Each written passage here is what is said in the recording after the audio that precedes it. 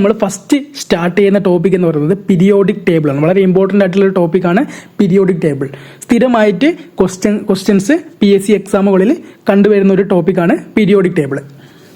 നമ്മൾ ഫസ്റ്റ് ഇന്ന് സ്റ്റാർട്ട് ചെയ്യുന്നത് ഏറ്റവും ബേസിക് ആയിട്ടുള്ള കുറച്ച് കാര്യങ്ങൾ മാത്രമാണ് പറയുന്നത്.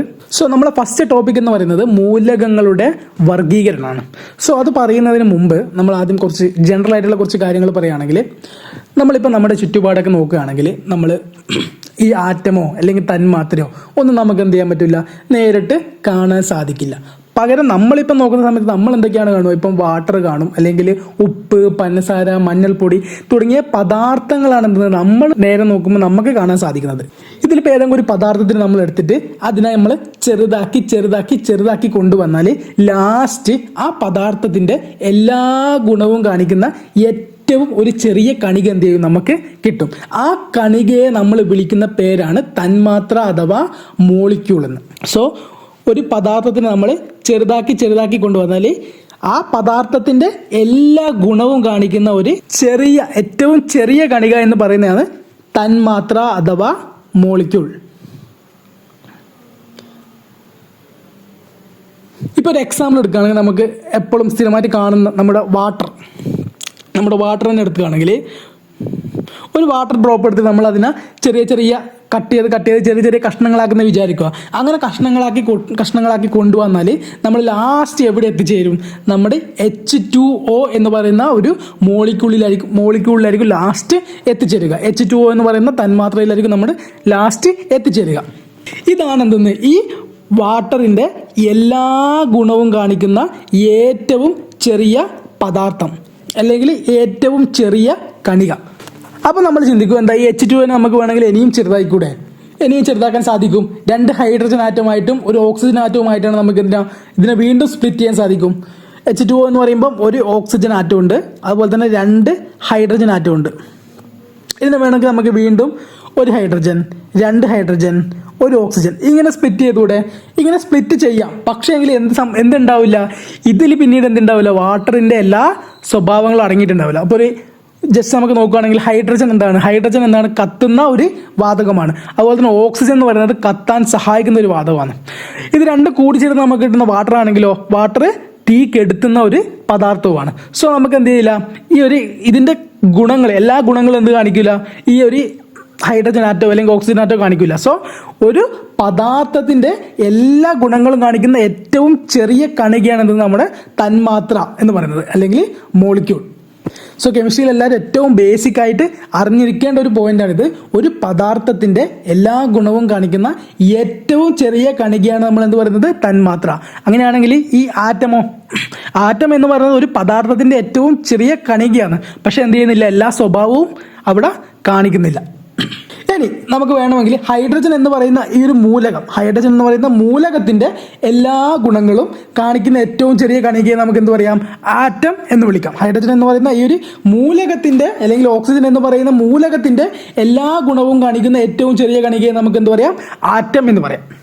ഇനി ചില സമയത്ത് ഒരു ആറ്റം തന്നെ എന്താവും, ഒരു തന്മാത്രയായിട്ടൊക്കെ നിലനിൽക്കും. കാരണം നമ്മളൊരു എക്സാമ്പിൾ പറയുകയാണെങ്കിൽ, നമ്മൾ ഈ പറയുന്ന ഓക്സിജൻ എടുത്താൽ ഓക്സിജൻ എന്ന് പറയുന്ന ആൾക്ക് എന്ത് ചെയ്യാൻ പറ്റില്ല, സ്വതന്ത്രമായിട്ട് നിലനിൽക്കാൻ വേണ്ടി സാധിക്കില്ല. അപ്പോൾ ഓക്സിജൻ എപ്പോഴും എന്ത് ചെയ്യണം, ആരെങ്കിലും സപ്പോർട്ടിന് വേണം. ഇങ്ങനെ ഓക്സിജൻ ഇങ്ങനെ ഒറ്റക്കായിട്ട് കഴിഞ്ഞാൽ എന്ത് ചെയ്യും, ഓക്സിജൻ എന്ത് ചെയ്യുന്ന വെച്ചാൽ ആരെങ്കിലും പോയിട്ട് ഇങ്ങനെ കൂട്ടുപിടിക്കും. ഇപ്പം ഓക്സിജൻ വേണമെങ്കിൽ മറ്റൊരു ഓക്സിജനായി കൂടി ചേർത്താവും O2 ആയിട്ട് മാറും. അതല്ലെങ്കിൽ ഹൈഡ്രജനായിട്ട് കൂടി ചേർത്തിട്ട് H2O ആവും. അങ്ങനെ സ്വതന്ത്രമായിട്ട് നിലനിൽക്കാൻ കഴിയാത്ത ഒരു ആറ്റമാണ് ഓക്സിജൻ. സോ അപ്പം സ്വതന്ത്രമായിട്ടും സ്ഥിരമായിട്ടും നിലനിൽക്കാൻ കഴിയുന്ന ഏറ്റവും ചെറിയ കണിക എന്ന് പറഞ്ഞാൽ ഏതന്നെയാണ്, തന്മാത്ര തന്നെയാണ്. സോ സ്വതന്ത്രമായിട്ടും സ്ഥിരമായിട്ടും നിലനിൽക്കാൻ കഴിയുന്ന ഏറ്റവും ചെറിയ കണിക എന്ന് പറഞ്ഞാൽ എന്തുതന്നെയാണ്, തന്മാത്ര തന്നെയാണ്. ഒരു പദാർത്ഥത്തിന്റെ എല്ലാ ഗുണവും കാണിക്കുന്ന എന്ന് പറഞ്ഞാൽ എന്തുതന്നെയാണ്, അതും തന്മാത്ര തന്നെയാണ്. സോ ഇത് ബേസിക് ആയിട്ട് മനസ്സിലാക്കി വെക്കുക. ആറ്റം എന്ന് പറയുന്നത് ഒരു പദാർത്ഥത്തിന്റെ ഏറ്റവും ചെറിയ കണികയാണ്, എന്നാൽ ആ പദാർത്ഥത്തിന്റെ എല്ലാ സ്വഭാവവും കാണിക്കുന്നില്ല. അതേസമയം തന്മാത്ര എന്ന് പറയുന്നത് ആ പദാർത്ഥത്തിന്റെ ഏറ്റവും ചെറിയ കണിക എന്ന് പറയാൻ പറ്റില്ല, പക്ഷെ ആ പദാർത്ഥത്തിന്റെ എല്ലാ സ്വഭാവവും കാണിക്കുന്ന ഏറ്റവും ചെറിയ കണികയാണ് തന്മാത്ര. ഞാൻ ഇവിടെ കുറച്ച് തന്മാത്രകളുടെ എക്സാമ്പിൾസ് എഴുതാം. NeO2, S8, അതുപോലെ തന്നെ P4 He CO2 H2O CH4. Okay, ഇവിടെ നമ്മൾ ഫസ്റ്റ് ബോക്സിൽ എഴുതിയ ഈ ഒരു മോളിക്യൂൾസിന് എന്താണ് ഇതിൻ്റെ ഒരു പ്രത്യേകത എന്ന് പറയുന്നത്? ഇവിടെ എല്ലാ മോളിക്യൂൾസും ഒരേ ഇനം ആറ്റങ്ങൾ മാത്രമുള്ള ഒരു ഗ്രൂപ്പാണെന്ന് പറയാം. അല്ലെങ്കിൽ ഒരേ ഇനം ആറ്റങ്ങളാൽ നിർമ്മിതമായിട്ടുള്ള തന്മാത്രകളാണ് ഈ ആദ്യത്തെ ബോക്സിൽ എഴുതിയതെല്ലാം. ഇങ്ങനെ ഒരേ ഇനം ആറ്റങ്ങളാൽ നിർമ്മിതമായിട്ടുള്ള തന്മാത്രകളെ നമ്മൾ വിളിക്കുന്ന പേരാണ് മൂലകം അഥവാ എലിമെന്റ്സ് എന്ന് പറയും.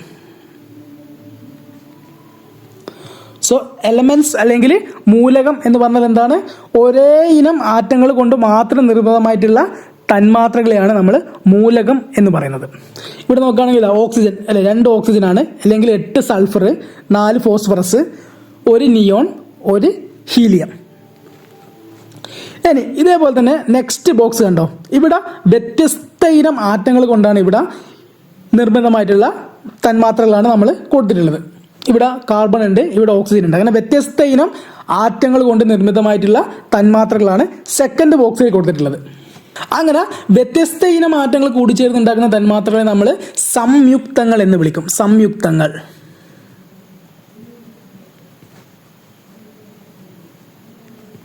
സോ വ്യത്യസ്ത ഇനം ആറ്റങ്ങൾ കൂടിച്ചേർന്നുണ്ടാകുന്ന തന്മാത്രകളെ നമുക്ക് സംയുക്തങ്ങൾ എന്ന് വിളിക്കാം. അപ്പം മൂലകം ആയാലും എലമെന്റ്സ് ആയാലും സംയുക്തം കോമ്പൗണ്ട്സ് ആയാലും ഇത് രണ്ടും തന്നെയാണ് ശുദ്ധ പദാർത്ഥമാണ്. അപ്പം മൂലകമായാലും അതുപോലെ തന്നെ സംയുക്തമായാലും ഇത് രണ്ടും തന്നെയാണ് ശുദ്ധ പദാർത്ഥമാണ്. സോ നെക്സ്റ്റ് ഇപ്പം നമ്മൾ നേരത്തെ പറഞ്ഞിട്ടുള്ള എലമെന്റ്സിൻ്റെ എക്സാമ്പിൾ പറഞ്ഞിട്ടില്ല, അതിൽ നമ്മൾ പറഞ്ഞ ഹീലിയം അതുപോലെ തന്നെ നിയോൺ, ഇതിലൊക്കെ എന്താണ് ഇവർക്ക് രണ്ടാക്കുള്ള പ്രത്യേകത എന്താണ്? ഇത് രണ്ടും ഒരു ആറ്റം മാത്രമേ ഇവിടെയുള്ളൂ അല്ലേ? ഒരു ആറ്റം കൊണ്ടാണ് ഇത് രണ്ടും നിർമ്മിതമായിട്ടുള്ളത്. ഇങ്ങനെ ഒറ്റ ആറ്റമുള്ളവരെ നമുക്ക് എന്ത് വിളിക്കാൻ പറ്റും? ഏകാറ്റോമിക തന്മാത്ര എന്ന് വിളിക്കും. Mono atomic.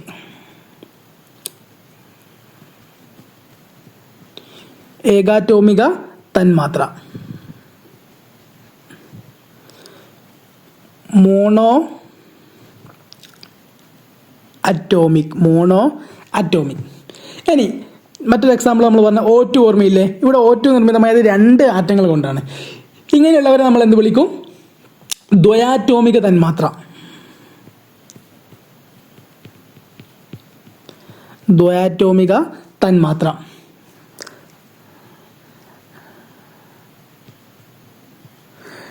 ഡയാറ്റോമിക് എന്ന് പറയും.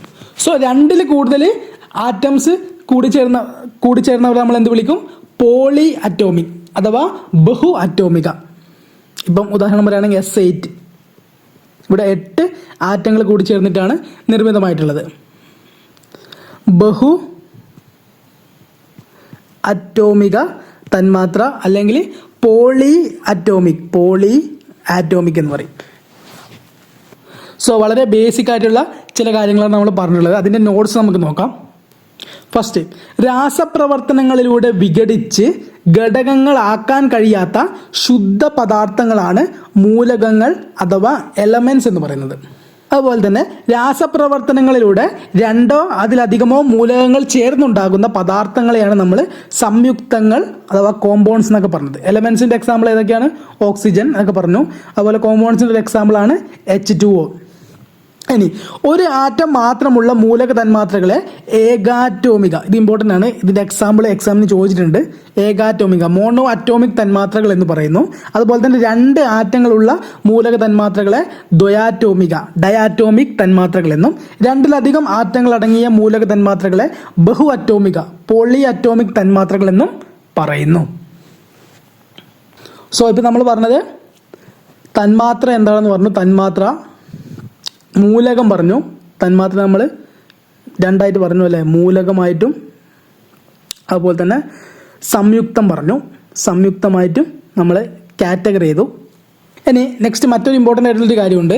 ഈ ഏകാറ്റോമിക തന്മാത്രകൾ അതുപോലെ തന്നെ ഡയാറ്റോമിക തന്മാത്രകളൊക്കെ എക്സാമിന് പലതവണ ചോദിച്ചിട്ടുണ്ട്. അതിൻ്റെ എക്സാമ്പിൾസ് കൃത്യമായിട്ട് ഓർമ്മിച്ച് വെക്കുക. നമ്മൾ പറയുന്ന ഹീലിയം നിയോൺ, നേരത്തെ പറഞ്ഞു ഹീലിയം നിയോൺ. ഇത് കൂടാതെ തന്നെ നമ്മളെ ലോഹങ്ങൾ പിന്നെ ഹീലിയം നിയോൺ കൂടാത്ത മറ്റ് അലസവാതകങ്ങൾ. അപ്പോൾ അലസവാതകങ്ങളും അതുപോലെ തന്നെ ലോഹങ്ങളും ഒക്കെ എന്താണ്, ഏകാറ്റോമിക തന്മാത്രകൾക്ക് ഉദാഹരണങ്ങളാണ്. ഇനി അതുപോലെ തന്നെ ദ്വയാറ്റോമിക തന്മാത്രകൾക്ക് ഉദാഹരണങ്ങളാണ് നമ്മൾ സാധാരണ കാണുന്ന വാതകങ്ങൾ, അതായത് oxygen, nitrogen, fluorine, chlorine, hydrogen. ഇതൊക്കെ എന്താണ്, ഡയാറ്റോമിക തന്മാത്രകൾക്ക് ഉദാഹരണമാണ്. ഇനി രണ്ടിൽ കൂടുതലുള്ളവരെ നമ്മൾ എന്ത് വിളിച്ച്, ബഹു അറ്റോമിക അല്ലെങ്കിൽ പോളി അറ്റോമിക് തന്മാത്രകൾ എന്ന് പറഞ്ഞു.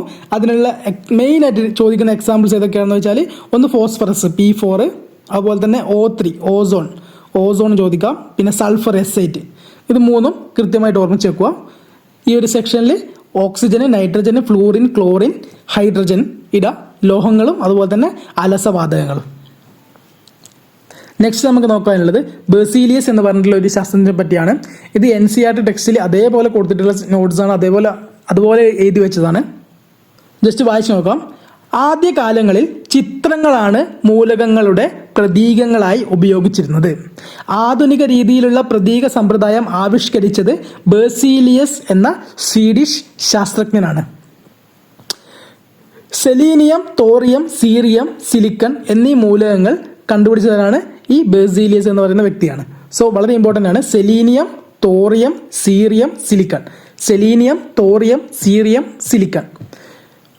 ഇത് കൂടാതെ എന്താണ് മറ്റൊരു പ്രത്യേകത, ആദ്യകാലങ്ങളിൽ ചിത്രങ്ങൾ ആണ് നമ്മൾ മൂലകങ്ങളുടെ പ്രതീകങ്ങളായിട്ട് ഉപയോഗിച്ചിരുന്നത്. അത് മാറ്റി ആധുനിക രീതിയിലുള്ള പ്രതീക സമ്പ്രദായം കൂടി ആവിഷ്കരിച്ച ശാസ്ത്രജ്ഞനാണ് ബെർസീലിയസ്. അതായത് ഇപ്പം നമ്മൾ ഉപയോഗിക്കുന്ന ഹൈഡ്രജൻ അതുപോലെ തന്നെ ഓക്സിജൻ ഇങ്ങനെയൊക്കെ എഴുതുന്നതിന് പകരം ഒരു പിക്ചറാണ്. മുമ്പൊക്കെ ഉപയോഗിച്ചിരുന്നത് ഓരോ പിക്ചർ റെപ്രസെൻറ്റേഷനാണ്. നമ്മൾ ഇന്ന് കാണുന്ന തരത്തിലുള്ള പ്രതീക സമ്പ്രദായം എല്ലാം ആവിഷ്കരിച്ചത് ആരാണ്? നമ്മുടെ ഈ ഒരു ബെർസീലിയസ് എന്ന് പറയുന്ന ശാസ്ത്രജ്ഞനാണ്. അങ്ങനെ ഈ ബെർസീലിയസ് തന്നെയാണ് സെലീനിയം, തോറിയം, സീറിയം, സിലിക്കൺ എന്ന മൂലകങ്ങളും കണ്ടുപിടിച്ചത്. അപ്പോൾ NCERT ടെക്സ്റ്റിൽ അത് ഇതേപോലെ എടുത്ത് കൊടുത്തിട്ടില്ല, അപ്പം ഒന്ന് ഓർമ്മിച്ച് വെക്കുക കൃത്യമായിട്ട്.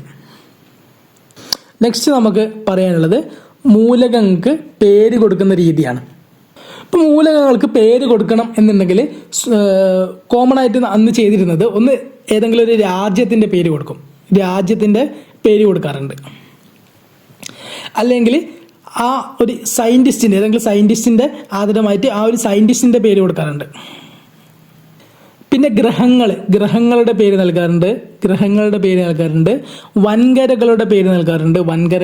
നൽകാറുണ്ട്, നിറങ്ങളുടെ പേര് കൊടുക്കാറുണ്ട്, നിറങ്ങളുടെ പേര് നൽകാറുണ്ട്. ഈ രീതിയിലൊക്കെ എന്ത് മൂലകങ്ങൾക്ക് പേര് വന്നിട്ടുണ്ട്. ഇങ്ങനെ രാജ്യത്തിൽ നിന്ന് പേര് വന്നിട്ടുള്ള ഒരു മൂലകമാണ് പൊളോണിയം. ഏത് രാജ്യത്താണ്? പോളണ്ട്. അപ്പോൾ പോളണ്ട് എന്ന രാജ്യത്തിൽ നിന്നാണ് പൊളോണിയം എന്ന പേര് വന്നത്. ഇനി മറ്റൊന്ന്, നമ്മുടെ സയൻറ്റിസ്റ്റിൻ്റെ പേരിൽ നിന്ന് വന്ന ഒരു മൂലകമാണ് ക്യൂറിയം. മേരി ക്യൂറി അല്ലേ എന്ന് പറയുന്ന സയൻറ്റിസ്റ്റിൽ നിന്ന് ആ ഒരു പേരിൽ നിന്നാണ് ക്യൂറിയം എന്ന പേര് വന്നത്. ഇനി മറ്റൊന്ന്, നിറത്തിൽ നിന്ന് പേര് വന്നതാണ്. ഈ നിറത്തിൽ നിന്ന് പേര് വന്നത് പ്രത്യേകം നോട്ട് ചെയ്യണം, കാരണം ഒരുപാട് തവണ ചോദിച്ചിട്ടില്ലാണ്. സോ നിറത്തിൽ നിന്ന് പേര് വന്നത്, നിറം കുറച്ചും കൂടി എക്സ്ട്രാ നോട്ട് ചെയ്ത് പഠിക്കണം, ഒരുപാട് തവണ ചോദിച്ചിട്ടുള്ളതാണ്. ക്രോമിയം.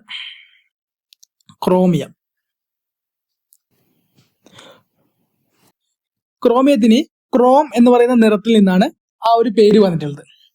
അതുപോലെ തന്നെ ഇന്ത്യത്തിന് ഇൻഡിഗോ എന്ന് പറയുന്ന ആ ഒരു നിറത്തിൽ നിന്നാണ് ആ ഒരു പേര് വന്നത്, ഇൻഡിഗോ.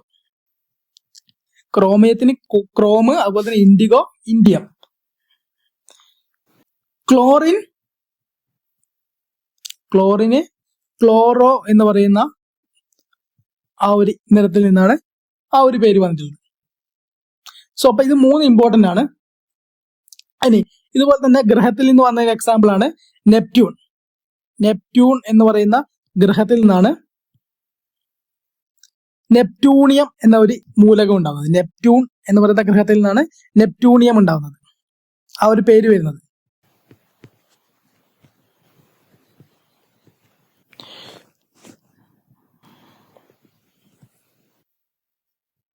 ഇനി ഇതുപോലെ തന്നെ യൂറോപ്പ് എന്ന് പറയുന്ന വൻകരയിൽ നിന്നാണ് യൂറോപ്പിയം എന്ന പേര് വരുന്നത്. യൂറോപ്പ് എന്നുള്ള ആ ഒരു വൻകരയിൽ നിന്നാണ് ആ ഒരു പേര് വരുന്നത്. സോ ഇത്രയും കാര്യങ്ങൾ എന്തായാലും ഓർമ്മിച്ചു വെക്കണം. നിറത്തിന്റെ പ്രത്യേകിച്ച് ഓർമ്മിച്ചു വെക്കണം. നമ്മളിപ്പോ പറഞ്ഞ എക്സാമ്പിൾസ് നമ്മൾ ഇവിടെ കൊടുത്തിട്ടുണ്ട്. പൊളോണിയത്തിന് പോളണ്ട് എന്ന് പറയുന്ന രാജ്യത്ത് നിന്നാണ് ആ പേര് വന്നത്. ക്യൂറിയം, മേരി ക്യൂറി എന്ന് പറയുന്ന സയന്റിസ്റ്റിൽ നിന്ന്. ക്രോമിയത്തിന് ക്രോം എന്ന് പറയുന്ന ആ ഒരു നിറത്തിൽ നിന്നാണ്. ഇന്ത്യത്തിന് ഇൻഡിഗോ എന്ന് പറയുന്ന നിറത്തിൽ നിന്നാണ്. അതുപോലെ തന്നെ ഇത് കൂടാതെ നമ്മൾ ക്ലോറിൻ അല്ലെ, ക്ലോറിയത്തിന് ക്ലോറോ എന്ന് പറയുന്ന നിറത്തിൽ നിന്നാണ് ആ ഒരു പേര് വന്നത്. അല്ല, ഇത് കൂടാതെ ഇനിയും ഉണ്ട്, കുറച്ചും കൂടി എക്സാമ്പിൾസ് ഉണ്ട്, പറയാം. അപ്പൊ നിറത്തിൽ നമ്മൾ ഓർമ്മിച്ച് വെക്കേണ്ടത് ഒന്ന് ക്രോമിയം, ഇൻഡിയം, ക്ലോറിൻ, പിന്നെ റുബീഡിയം. ഇത് കൂടി ഓർമ്മിച്ച് വെക്കണം. റുബീഡിയം എന്ന് പറയുന്നത് നിറത്തിൽ നിന്നാണ് പേര് വന്നത്. റുബിഡസ് എന്ന് പറയുന്ന നിറത്തിൽ നിന്നാണ്. ശരിക്കും റുബിഡസ് എന്ന് പറഞ്ഞാൽ ഒരു ഡീപ്പ് റെഡ് നിറമാണ്. ഇനി അമരീഷ്യം എന്ന് പറഞ്ഞാൽ അമേരിക്ക എന്ന വൻകരയിൽ നിന്നാണ് ആ ഒരു പേര് വന്നത്. അമേരിക്ക. ഫ്രാൻസിയം എന്ന് പറയുന്നത് ഫ്രാൻസ് എന്ന് പറയുന്ന രാജ്യത്തിൽ നിന്നാണ് ആ ഒരു പേര് വന്നത്. ടൈറ്റാനിയം എന്നത് ഉപഗ്രഹം, ടൈറ്റൻ അല്ലെ, ടൈറ്റൻ എന്ന് പറയുന്ന ഉപഗ്രഹത്തിൽ നിന്നാണ് ആ ഒരു പേര് വന്നത്. മറ്റൊന്ന് മെന്റലീവിയം. അറിയാം, മെന്റലീഫ് എന്ന് പറയുന്നിട്ടുള്ള ആ ഒരു സയന്റിസ്റ്റിൽ നിന്നാണ് ആ ഒരു പേര് വന്നത്. അതുപോലെ തന്നെ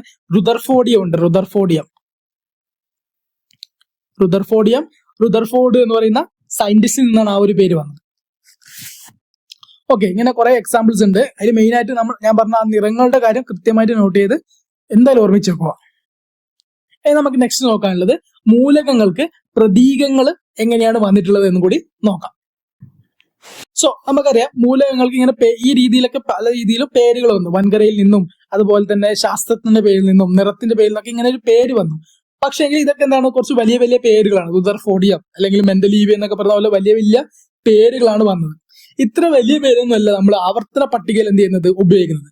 നമ്മൾ കാണുന്നത് എന്താണ്, ആ ഓരോ മൂലകങ്ങൾക്കുള്ള പ്രതീകങ്ങളാണ് നമ്മൾ ആവർത്തന പട്ടികയിലൊക്കെ കാണുന്നത്. അങ്ങനെ മൂലകങ്ങൾക്ക് ഈ പ്രതീകങ്ങൾ കൊടുക്കുന്നത് മൂന്ന് രീതിയിലാണ്. ഒന്നെന്ന് പറയുന്നത് ഇവരുടെ പേരിന്റെ തന്നെ ഫസ്റ്റ് ലെറ്റർ, ആദ്യത്തെ അക്ഷരം ഇട്ട് കൊടുക്കുന്ന രീതിയാണ് ഫസ്റ്റ്. അങ്ങനെ നോക്കുമ്പോൾ അങ്ങനെ പ്രതീകങ്ങൾ വന്ന കുറച്ച് മൂലകങ്ങൾ ഏതൊക്കെയാണ്? കാർബൺ അല്ലെ, കാർബണിന്റെ പ്രതീകം എന്ന് പറയുന്നത് സി ആണ്. ഫസ്റ്റ് ലെറ്റർ വെച്ചിട്ടാണ് ആ ഒരു പ്രതീകം വന്നത്. അങ്ങനെ കുറെ ഉണ്ട്. ബോറോണിന്റേതാണ് ബി ആണ് അതിന്റെ പ്രതീകങ്ങൾ. ഇനി ഹൈഡ്രജൻ ആണെങ്കിൽ എച്ച് അല്ലെ, ഹൈഡ്രജൻ എച്ച്, ഓക്സിജൻ ഓ. അങ്ങനെ പേരിന്റെ ഫസ്റ്റ് നെയിം വെച്ചിട്ടാണ് ഒന്നാമത്തെ മെത്തേഡ് എന്ന് പറയുന്നത്. ഇനി രണ്ടാമത്തെ വഴിയാണ് പേരിന്റെ ഫസ്റ്റ് ലെറ്ററും പിന്നെ വേറെ ഏതെങ്കിലും ഒരു ലെറ്റർ. രണ്ടാമത്തെ ലെറ്ററിന് വേണമെന്നൊന്നുമില്ല, ആ ഒരു നെയിമിലുള്ള വേറെ ഏതെങ്കിലും ഒരു ലെറ്റർ. അത് എന്തുകൊണ്ടാണെന്ന് വെച്ചാൽ ഇപ്പൊ ഫസ്റ്റ് ലെറ്റർ, ഇപ്പം ഉദാഹരണം പറയുകയാണെങ്കിൽ ഇപ്പൊ കാർബണും സി ആണ്, ക്ലോറിനും സി ആണ്. അപ്പം രണ്ടിനും നമുക്ക് സി കൊടുക്കാൻ പറ്റില്ലല്ലോ. സോ അപ്പൊ എന്ത് ചെയ്യും, നെക്സ്റ്റ് മറ്റൊരു ലെറ്ററിലേക്ക് നമ്മൾ പോകും. സോ അത് ഫസ്റ്റ് ലെറ്ററും പിന്നെ ഏതെങ്കിലും ഒരു ലെറ്റർ. രണ്ടാമത്തെ ലെറ്റർ വേണമെന്നില്ല, ചിലപ്പോൾ രണ്ടാമത്തെ ലെറ്റർ ആവാം, അല്ലെങ്കിൽ വേറെ ഏതെങ്കിലും ലെറ്റർ ആവാം. ഒരു എക്സാമ്പിൾ പറയുകയാണെങ്കിൽ ഇപ്പം സി എ എന്ന് പറയുമ്പോൾ ഏതാണ്, കാൽഷ്യം. അതുപോലെ തന്നെ ക്ലോറിൻ Cl, മെഗ്നീഷ്യം ഇതൊക്കെ എന്താണ്, ഇതിന് എക്സാമ്പിൾ ആണ്. നെക്സ്റ്റ് മൂന്നാമത്തെ മെത്തേഡ് എന്ന് പറയുന്നത് നമ്മൾ നോട്ട് ചെയ്ത് പഠിക്കേണ്ട ഒരു മെത്തേഡാണ്. അതായത് ഈ മൂലകങ്ങളുടെ ലാറ്റിൻ പേര് അല്ലെങ്കിൽ ലാറ്റിൻ പേരിൽ നിന്നോ അല്ലെങ്കിൽ ജർമ്മൻ പേരിൽ നിന്നോ പ്രതീകങ്ങൾ വരുന്നതാണ് മൂന്നാമത്തെ മെത്തേഡ്. ലാറ്റിൻ അല്ലെങ്കിൽ ജർമ്മൻ പേരിൽ നിന്ന് പ്രതീകങ്ങൾ.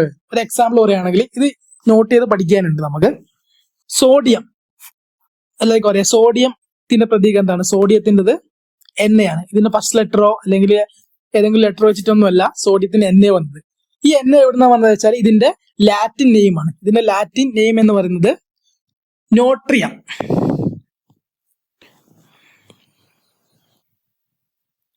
സോ ഈ നോട്രിയം എന്ന പേരിൽ നിന്നാണ് എന്തെന്ന് സോഡിയത്തിന് Na എന്ന പ്രതീകം വന്നത്. അതുപോലെ തന്നെ പൊട്ടാസ്യം നോക്കുകയാണെങ്കിൽ പൊട്ടാസ്യത്തിന്റെ പ്രതീകം എന്ന് പറയുന്നത് കെ ആണ്. പൊട്ടാസ്യത്തിന്റെ പ്രതീകം എന്താണ്? കെ. കാലിയം എന്ന് പറയുന്ന ആ ഒരു ലാറ്റിൻ നെയിമിൽ നിന്നാണ് കെ എന്ന ആ ഒരു പ്രതീകം വന്നിട്ടുള്ളത്. ഈ ഒരു സംഭവം മുൻ വർഷങ്ങളിൽ ചോദിച്ചിട്ടുള്ള ഒരു ക്വസ്റ്റ്യൻ ആണ് കേട്ടോ. പൊട്ടാസ്യം, കെ, കാലിയം ഒക്കെ നിർബന്ധമായിട്ട് നോട്ട് ചെയ്ത് പഠിച്ചു വെക്കുക. ഇനി നമ്മുടെ കോപ്പറിന്റെ എല്ലാവർക്കും അറിയാം, CU ആണ് അതിന്റെ പ്രതീകം വരിക. CU. ആ ഒരു പേര് വന്നിട്ടുള്ളത് കുപ്രം അല്ലെ. കുപ്രം എന്ന് പറയുന്ന ലാറ്റിൻ നെയിമിലാണ് കുപ്രം. കോപ്പർ എന്ന് പറഞ്ഞാൽ ചെമ്പ് കോപ്പർ. ഓക്കെ. നെക്സ്റ്റ് ഇരുമ്പ് അയേണ്ടത് Fe ആണ്. Fe എങ്ങനെ വന്നിട്ടുള്ളത്?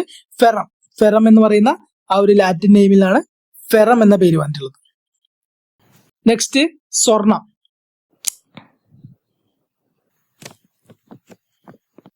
സ്വർണത്തിന്റെ പ്രതീകം എന്ന് പറയുന്നത് AU ആണ്. AU വന്ന എവിടുന്നാണ്? ഓറം എന്ന് പറയുന്ന ഈ ഒരു ലാറ്റിൻ വേർഡിൽ നിന്നാണ്. ഇനി വെള്ളി AG ആണ്. AG എന്ന് പറയുന്നത് അർജന്റം എന്ന് പറയുന്ന ലാറ്റിൻ നെയിമിൽ നിന്നാണ് അർജന്റം. ഇനി മെർക്കുറി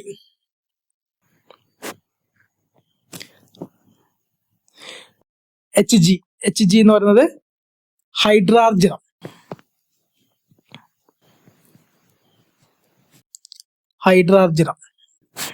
ഈ മെർക്കുറിന്റെ പ്രത്യേകത എന്താണ്? മെർക്കുറി എന്ന് പറയുന്നത് സാധാരണ അന്തരീക്ഷ ഊഷ്മാവിൽ തന്നെ ദ്രാവക അവസ്ഥയിൽ സ്ഥിതി ചെയ്യുന്ന ഒരു ലോഹമാണ് മെർക്കുറി എന്ന് പറയുന്നത്. കാരണം എന്താണ്? കാരണം അതിന്റെ ദ്രവണാങ്കം ഏറ്റവും കുറവാണ്. സോ ദ്രവണാങ്കം കുറവായതുകൊണ്ട് തന്നെ എന്താ ചെയ്യും? പെട്ടെന്ന് ഉരുകും. സോ നമ്മുടെ അന്തരീക്ഷ താപനിലയിൽ തന്നെ അല്ലെങ്കിൽ അന്തരീക്ഷ ഊഷ്മാവ് തന്നെ ദ്രാവക അവസ്ഥയിൽ സ്ഥിതി ചെയ്യുന്ന ഒരു ലോഹമാണ് മെർക്കുറി. അത് ജസ്റ്റ് ആ ഒരു കൺസെപ്റ്റ് കൂടി ആണെന്ന് ഓർമ്മിച്ച് വെച്ചാൽ മതി. മെർക്കുറി പറഞ്ഞ സ്ഥിതിക്ക് നമ്മൾ പറഞ്ഞതേ ഉള്ളൂ.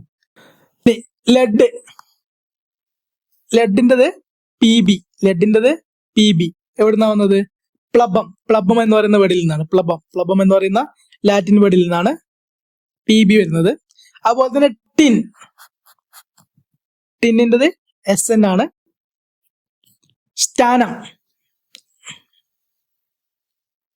സ്റ്റാനം എന്ന് പറയുന്ന ലാറ്റിൻ വേർഡിൽ നിന്നാണ്. ഇതെല്ലാം ഓർമ്മിച്ച് വെക്കണം, ചോദിക്കുന്നതാണ്.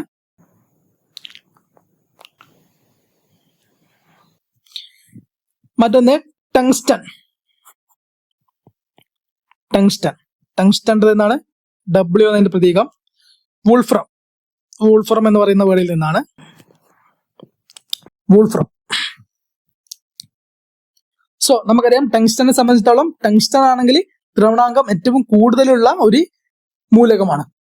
അപ്പൊ ദ്രവണാങ്കം ഏറ്റവും കൂടുതലുള്ള ആളാണ് ടങ്സ്റ്റൺ. അതുകൊണ്ടാണ് നമ്മൾ എന്ത് ചെയ്യുന്നത്? ബൾബിലൊക്കെ ഈ ഒരു ഫിലമെന്റ് ആയിട്ട് ടങ്സ്റ്റൺ ഒക്കെ ഉപയോഗിക്കുന്നത്. കാരണം ഉരുകി പോകില്ല, പെട്ടെന്നൊന്നും ഉരുകൂല. ദ്രവണാങ്കം വളരെ ഹൈ ആയിട്ടുള്ള മൂലകമാണ് ടങ്സ്റ്റൺ. മറ്റൊന്ന്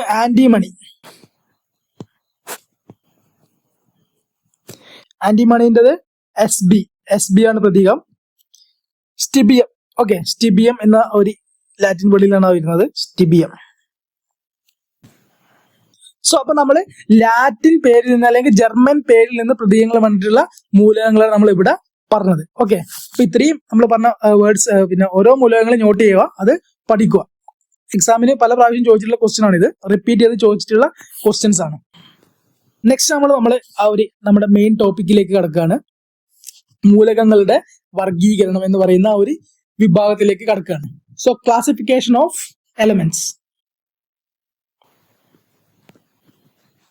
സോ നമ്മളിപ്പോ ഓൾറെഡി പറഞ്ഞു കഴിഞ്ഞു അല്ലെ, എന്താണ് മൂലകങ്ങള്, എന്താണ് തന്മാത്ര, ഇതൊക്കെ നമ്മൾ നോക്കിക്കഴിഞ്ഞു. ഇനി മൂലകങ്ങളെ ഏകാറ്റോമിക മൂലകങ്ങള്, ദ്വയാറ്റോമിക മൂലകങ്ങള്, ബഹു അറ്റോമിക മൂലകങ്ങള് എന്ന രീതിയിലൊക്കെ വേർതിരിച്ച കാര്യങ്ങളൊക്കെ നമ്മൾ ഓൾറെഡി നോക്കിക്കഴിഞ്ഞു. ഇനി മൂലകങ്ങൾക്ക് പേര് വന്ന കാര്യവും നമ്മൾ പറഞ്ഞു, പ്രതീകങ്ങൾ വന്ന കാര്യങ്ങളും പറഞ്ഞു. സോ ഇനി നമുക്ക് നോക്കേണ്ടത് മറ്റു കുറച്ച് കാര്യങ്ങൾ പറയാനുണ്ട്. ഒന്ന്, എലമെന്റ്സ് എന്ന് അല്ലെങ്കിൽ മൂലകങ്ങൾ. എലമെന്റ്സ് എന്ന് പറയുന്ന ആ ഒരു പേര് നിർദ്ദേശിച്ചത് റോബർട്ട് ബോയിൽ എന്ന് പറയുന്ന ശാസ്ത്രജ്ഞനാണ് എന്തെന്ന് എലമെന്റ്സ് എന്ന് പറയുന്ന പേര് നിർദ്ദേശിച്ചത്. ഇദ്ദേഹം തന്നെയാണ് എന്തെന്ന് രസതന്ത്രത്തിന്റെ പിതാവ് എന്നറിയപ്പെടുന്നത്. രസതന്ത്രത്തിന്റെ പിതാവ് ആരാണെന്ന് വെച്ചാൽ വളരെ ഇമ്പോർട്ടന്റ് ആണ്, റോബർട്ട് ബോയിലാണ്. ഇനി ഇത് കൂടാതെ ഈ പ്രശസ്തമായിട്ടുള്ള വാതക നിയമങ്ങൾ കൊണ്ടുവന്നത് ആരാണ്? റോബർട്ട് ബോയിലാണ്. അപ്പൊ റോബർട്ട് ബോയിലിനെ കുറിച്ച് ഓർമ്മിക്കുമ്പോൾ എലമെന്റ്സ് എന്ന പേര് നിർദ്ദേശിച്ചത്, അതുപോലെ തന്നെ രസതന്ത്രത്തിന്റെ പിതാവ്, വാതക നിയമങ്ങൾ, ഇതൊക്കെ ആരാണ്? റോബർട്ട് ബോയിലാണ്. ചെറിയൊരു കൺഫ്യൂഷൻ ഉണ്ടാവും അവിടെ. ഒന്ന് നമ്മളോട് കോമൺ ആയിട്ട് രസതന്ത്രത്തിന്റെ പിതാവ് എന്ന് ചോദിച്ചാൽ ആരാണ്? റോബർട്ട് ബോയിലാണ്. ഇനി എടുത്ത് ചോദിക്കുന്ന കേസസ് ഉണ്ട്. പുരാതന രസതന്ത്രത്തിന്റെ പിതാവ് എന്നാണ് ചോദിച്ചിട്ടുള്ളത്, ജാബിർ ബിൻ ഹയാൻ ആണ്. പുരാതന രസതന്ത്രത്തിന്റെ പിതാവ് എന്ന് എടുത്ത് ചോദിച്ചിട്ടുണ്ടെങ്കിൽ ജാബിർ ബിൻ ഹയാൻ ആണ്. ഇനി രസതന്ത്രത്തിന്റെ പിതാവ് എന്ന് മാത്രം ചോദിച്ചിട്ടുണ്ടെങ്കിൽ ആരാണ്? Robert Boyle. അതുപോലെ തന്നെ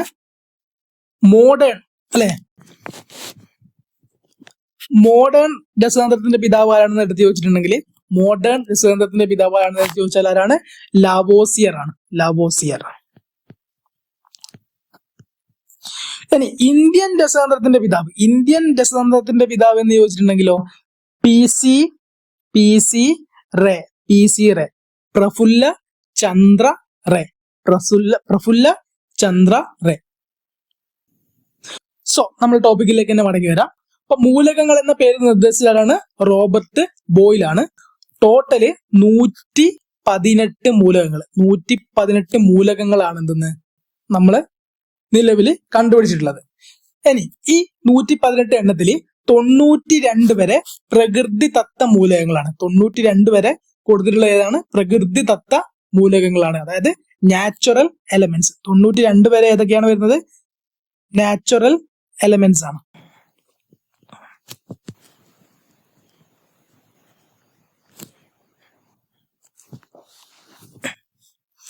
ഇനി പ്രകൃതിദത്ത മൂലകങ്ങളുടെ എണ്ണം ചോദിക്കുകയാണെങ്കിൽ 92 വരെ കൊടുത്തിട്ടുണ്ടെങ്കിലും ഇതിന്റെ എണ്ണം ചോദിക്കുകയാണെങ്കിൽ എത്രയാണ്? 90 ആണ്. സോ കൺഫ്യൂഷൻ ആവണ്ട. 92 വരെ പീരിയോഡിക് ടേബിളിൽ കൊടുത്തിട്ടുള്ളത് ഏതാണ്? നാച്ചുറൽ എലമെന്റ്സ് ആണ്. എന്നാൽ നാച്ചുറൽ എലമെന്റ്സിന്റെ എണ്ണം ചോദിച്ചാൽ, പ്രകൃതിദത്ത മൂലകങ്ങളുടെ എണ്ണം ചോദിച്ചാൽ 90 എണ്ണം മാത്രമേ ഉള്ളൂ. എന്താണെന്ന് വെച്ചാൽ അറ്റോമിക നമ്പർ 92 ഏത് മൂലകമാണ്? യുറേനിയമാണ്. യുറേനിയമാണ് അറ്റോമിക നമ്പർ 92. സോ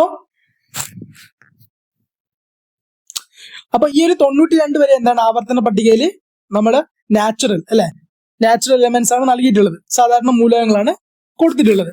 ഇനി ഇവിടെ ടിസ്റ്റ് വരുന്നത് എവിടെയാണെന്ന് വെച്ചാൽ ഈ 92 കഴിഞ്ഞിട്ടാണ് നമ്മൾ കൃത്രിമ മൂലകങ്ങൾ കൊടുത്തിട്ടുള്ളത്. പക്ഷേങ്കിൽ ഈ നമ്മൾ ആദ്യം കണ്ടുപിടിച്ച കൃത്രിമ മൂലകമായിട്ടുള്ള ടെക്നീഷ്യം എന്ന്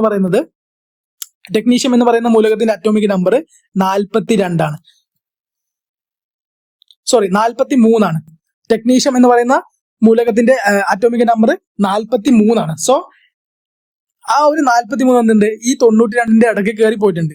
അതുപോലെ തന്നെ പ്രൊമിത്തിയം എന്ന് പറയുന്ന മൂലകത്തിന്റെ അറ്റോമിക് നമ്പർ 60, കൃത്രിമ മൂലകത്തിന്റെ അറ്റോമിക് നമ്പർ 61 ആണ്. സോ ഈ ഒരു ടെക്നീഷ്യവും പ്രൊമിത്തിയവും, ഈ രണ്ട് മൂലകങ്ങള്, കൃത്രിമ മൂലകങ്ങൾ എന്ത് ചെയ്തിട്ടുണ്ട്?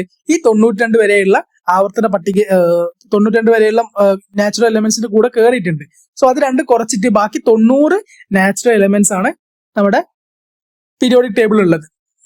സോ ഇതിന്റെ ഇടയിലുള്ള ഏതൊക്കെയാണ്? ടെക്നീഷ്യവും പ്രൊമിത്തിയവും. അപ്പൊ ഈ 92 എണ്ണത്തിൽ നിന്ന് ഇത് രണ്ടും ഒഴിവാക്കി കഴിഞ്ഞാൽ ബാക്കിയുള്ള 90 എണ്ണം എന്താണ്? നാച്ചുറൽ എലമെന്റ്സ് ആണ് ഉള്ളത്. സോ ഇത്രയും കാര്യങ്ങളാണ് നമ്മൾ ഇന്നത്തെ ക്ലാസ്സിൽ ഉൾക്കൊള്ളിച്ചിട്ടുള്ളത്. ഇതിന്റെ കണ്ടിന്യൂഷൻ നമ്മൾ നെക്സ്റ്റ് ക്ലാസ്സിൽ പറയുന്നതായിരിക്കും. സോ ബേസിക് ആയിട്ടുള്ള പീരിയോഡിക് ടേബിളിലേക്ക് നമ്മൾ ഡീറ്റെയിൽ ആയിട്ട് ഒന്നും പോയിട്ടില്ല. ജസ്റ്റ് ഇതിന്റെ ബേസിക് കാര്യങ്ങളും ഒക്കെയാണ് നമ്മൾ പറഞ്ഞിട്ടുള്ളൂ. നമുക്ക് നെക്സ്റ്റ് ഇനി മൂലകങ്ങളുടെ വർഗീകരണത്തിനെ കുറിച്ച് ഡീറ്റെയിൽ ആയിട്ട് പഠിക്കാനുണ്ട്. നമുക്ക് പിന്നീടുള്ള ക്ലാസ്സുകളിൽ നോക്കുന്നതായിരിക്കും.